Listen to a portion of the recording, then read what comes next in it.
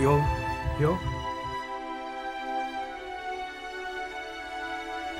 What did he want? Your job. They come here to this country and they don't even bother to learn English. That's why they can't get jobs. We're gonna wonder what country we're in if we don't do something about it.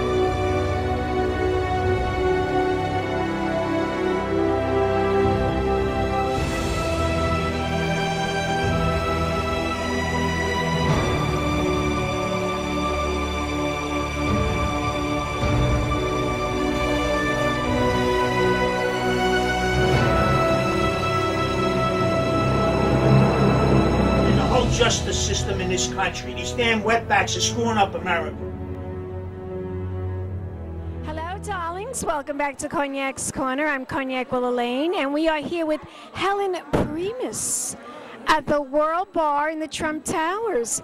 Helen, darling, what a pleasure to see you. It's so wonderful to see you, Cognac. Cognac, you look beautiful. Oh, yes, everyone loves me in the purple, darling. You look great in purple. Thank you so much. Now, I understand there's a whole bunch of stuff going on right now with you about this fascinating film that you just completed. You and your son, your very famous son, who starred in The Sopranos. Tell my audience. Yes, he's Brandon Hannon, who played Vito Jr. on The Sopranos. He was a contender for the Screen Actors Guild Award and the Primetime Emmy.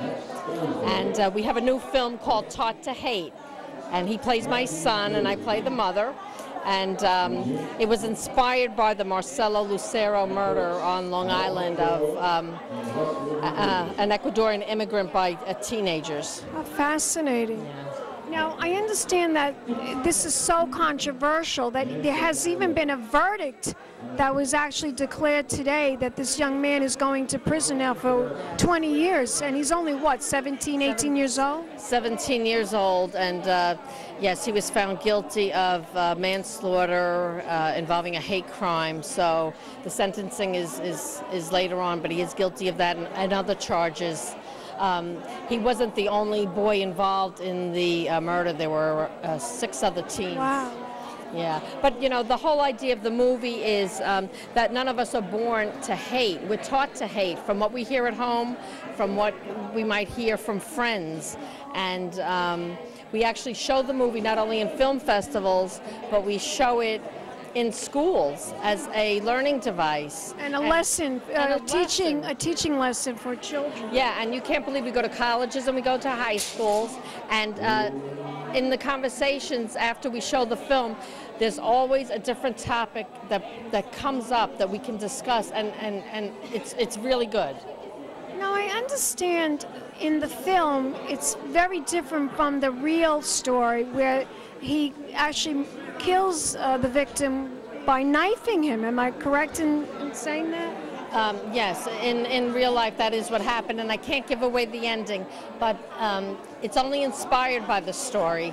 But the weapon is not it's not a knife. It's not a knife, and it's actually, you know, an innocent kid that was swayed and misled and in the wrong place at the wrong time. The movie was written and directed by an Ecuadorian immigrant. And he decided to write this because after Marcelo Lucero was murdered, his mother called and said, "What's going on in the United States? They're killing all the Ecuadorians."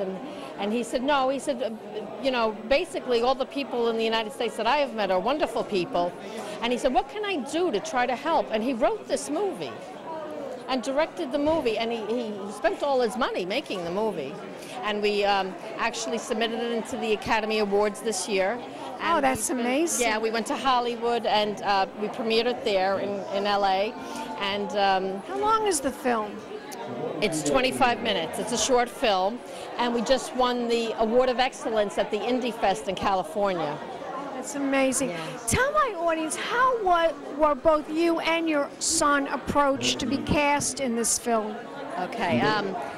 We were both, Brandon had a film called Slingers at the Long Island International Expo Film Festival last summer, and James Garcia Sotomayor approached Brandon with the script. He knew that he would be there for the screening of his film, and he came up to us, and gave us the script and asked if Brandon would read it and if he'd be interested in the starring role.